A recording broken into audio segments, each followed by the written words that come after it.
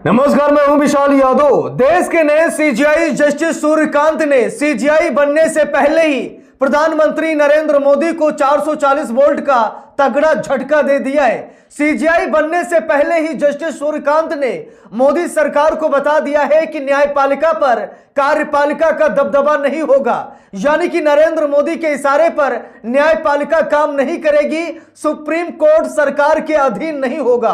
वाह जस्टिस सूर्यकांत वाह। जब से भारतीय जनता पार्टी सत्ता के अंदर आई है तब से उसका सिर्फ और सिर्फ एक ही मंसूबा है कि हर एक चीज पर कब्जा कर लिया जाए, हर एक चीज को अपने हैंड ओवर कर लिया जाए। अब देखिए जस्टिस सूर्यकांत ने जिस तरीके का ऐतिहासिक फैसला लिया है, यह मान लीजिए कि सरकार की कमर तोड़कर रख दिए। दोस्तों, ऐसे जज अगर देश के अंदर इसी तरीके से काम करने लग जाए और इसी तरीके से सरकार की आंखों में आंखें डालकर जवाब देने लग जाए दोस्तों, तो पूरा सिस्टम ही बदल जाएगा। किस तरीके से सुप्रीम कोर्ट के चीफ जस्टिस ऑफ इंडिया ने बड़ा फैसला लिया है, क्या खबर सामने निकल कर आई है और गोदी मीडिया ने इस खबर को क्यों छुपा दिया, यह बहुत बड़ा सवाल है। हमारे साथ वरिष्ठ पत्रकार मौजूद है विशाल यादव, आप उनकी इस रिपोर्ट को देखिए।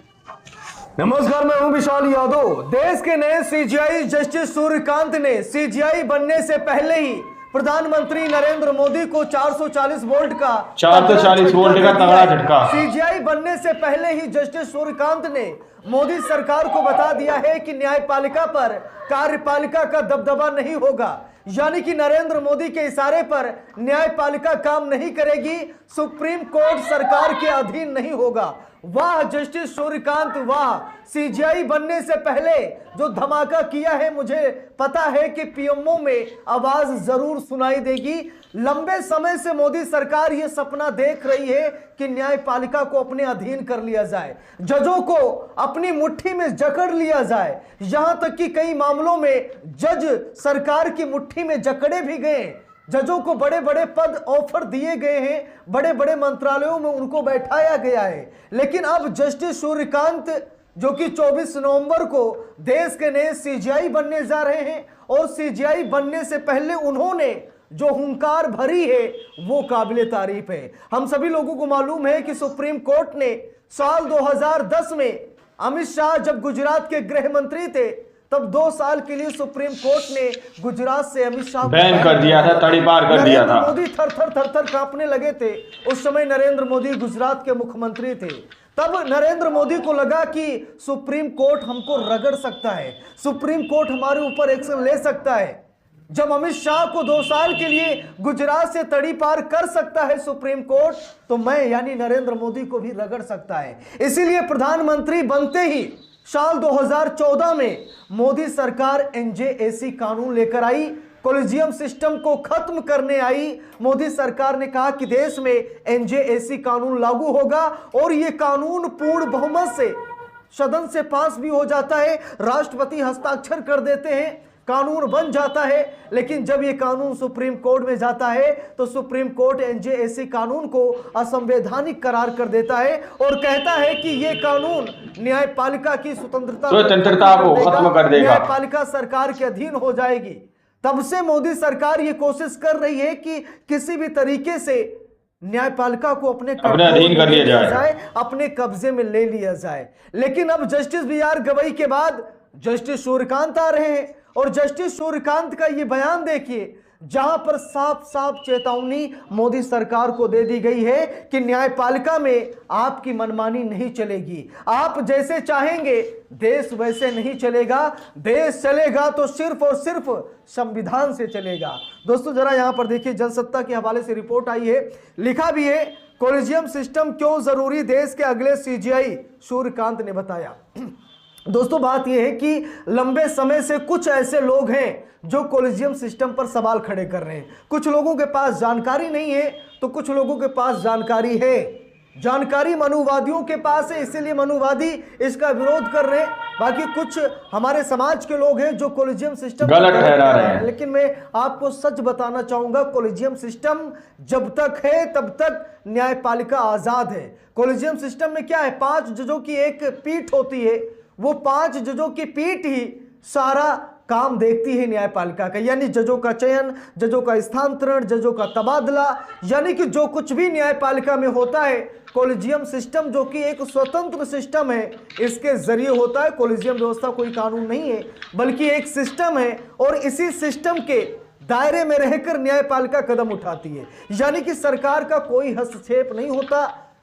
जो कॉलेजियम सिस्टम है इसमें केवल 5 जजों की पीठ ही सारा न्यायपालिका को संभालती है, और अगर एनजेएसी कानून लागू हो गया तो इसमें सरकार मुख्य भूमिका में आ जाएगी और न्यायपालिका पर सरकार का कब्जा हो जाएगा। तो इसीलिए हम सभी लोगों को कॉलेजियम सिस्टम की बुराई नहीं करनी चाहिए, कॉलेजियम सिस्टम को बुरा भला नहीं कहना चाहिए। कॉलेजियम सिस्टम जब तक है तब तक ये मानकर चलिए कि न्यायपालिका आजाद है, एनजेएसी कानून लागू होते ही न्यायपालिका गुलाम बन जाएगी। अब जरा यहाँ पर देखिए, जस्टिस सूर्यकांत साहब ने भी कॉलेजियम सिस्टम की जमकर प्रशंसा की है। क्या कहा है कॉलेजियम सिस्टम को लेकर के, आप सभी लोगों को जरूर देखना चाहिए। देखिए लिखा है, कॉलेजियम सिस्टम क्यों जरूरी, देश के अगले सीजीआई सूर्यकांत ने बताया। लिखा भी है, सूर्यकांत ने संबोधन के दौरान कहा, भारत शक्तियों के विभाजन के सिद्धांत के अमल का एक शानदार उदाहरण प्रस्तुत करता है।